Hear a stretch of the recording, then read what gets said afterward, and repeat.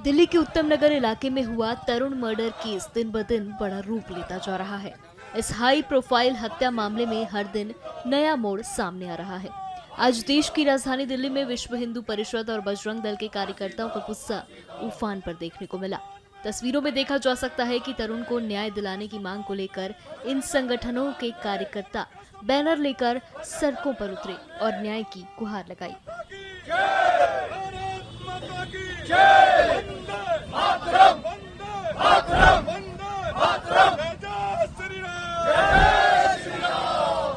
विनोद बंसल जी, आज पूरा जो है आप लोग जो है कैंडल मार्च निकाल रहे हैं, क्या है?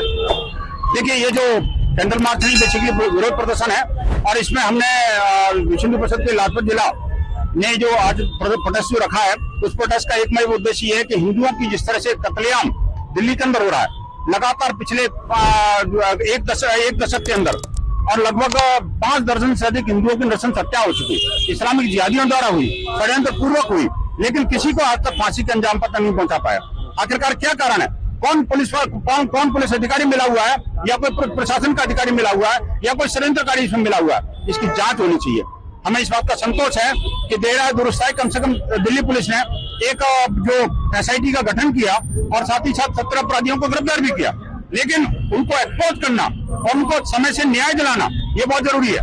हमें लगता है कि अब जो है ना त्वरित न्याय होना चाहिए और इसके लिए स्पेशल कोर्ट का गठन हो और न्याय समयबद्ध तरीके से उस अपराधी को फांसी दी जाए और षड्यंत्रकारियों को नैब किया जाए। और जितने भी केसेस अभी तक पेंडिंग है कोर्ट में, और जो पिछले दशकों में, कल में एक सूची जारी करने वाले हम 5 दशकों में जो जिस तरह से 5 दर्जन लोगों को, हिंदुओं को जिहादियों ने षड्यंत्र पूर्वक मारा है, उन सबकी कल सूची जारी करेंगे और शासन प्रशासन से भी मांग करेंगे कि आखिरकार ये क्यों हुआ, इसके पीछे कारण क्या है।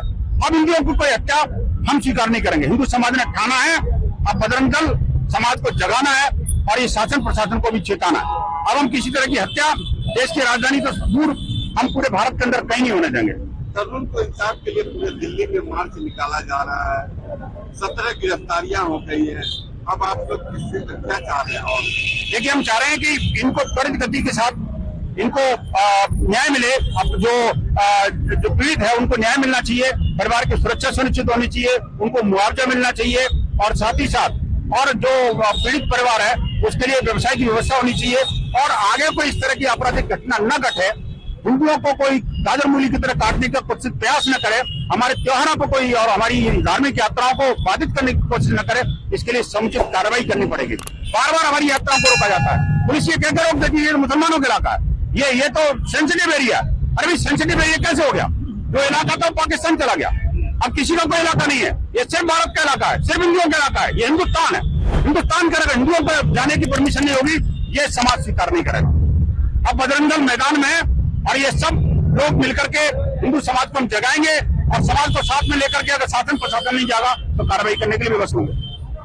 ताज़ा खबरों के लिए लाइक, फॉलो और यूट्यूब पर सब्सक्राइब कर बेल आइकन दबाएं। साथ ही हर अपडेट के लिए विजिट करें स्वदेशलाइव.com।